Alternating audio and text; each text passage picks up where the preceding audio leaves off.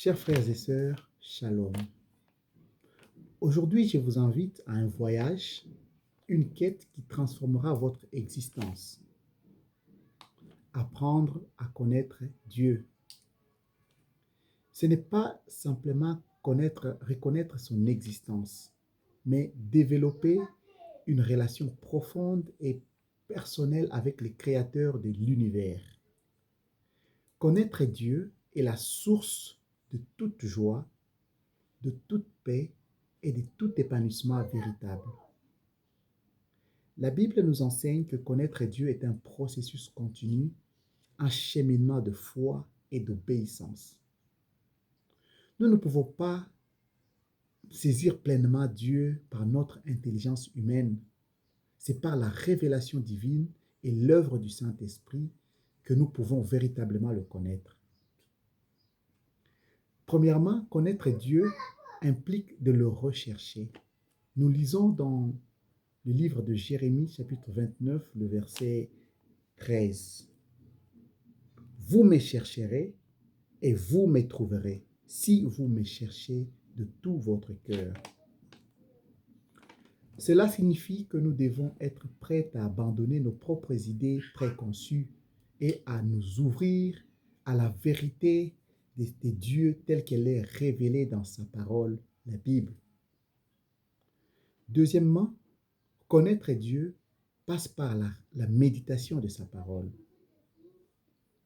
La Bible est la révélation de Dieu à l'humanité.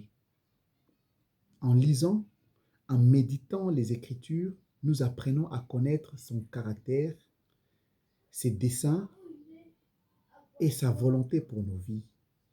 Nous lisons dans Psaume 115, 119, le verset 105. Ta parole est une lampe à mes pieds et une lumière sur mon sentier. Troisièmement, connaître Dieu se manifeste par l'obéissance à ses commandements. Jésus lui-même a dit, dans Jean 14, le verset 15, « Si vous m'aimez, vous garderez mes commandements. » Notre amour pour Dieu se traduit par notre volonté de vivre selon ses principes, de suivre ses instructions et de lui plaire en toutes choses. Quatrièmement, connaître Dieu implique une communion intime avec lui par la prière. La prière est le souffle de l'âme, le moyen par lequel nous communions avec notre Père céleste. En priant, nous lui parlons, nous l'adorons, nous lui demandons son aide, nous apprenons à entendre sa voix. Enfin, connaître Dieu se révèle par notre amour pour les autres. Nous lisons dans 1 Jean, chapitre 4, le verset 7 à 8.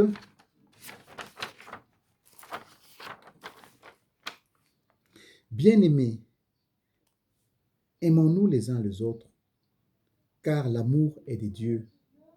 Et quiconque aime est né de Dieu et connaît Dieu. Celui qui n'aime pas n'a pas connu Dieu, car Dieu est amour. Notre amour pour les autres est un reflet de l'amour de Dieu en nous et un témoignage de notre connaissance de lui. Mes amis, connaître Dieu est le plus grand trésor que nous puissions acquérir dans cette vie. C'est un voyage qui dure toute une vie, mais chaque pas que nous faisons vers lui nous rapproche de la plénitude de la joie et de la paix.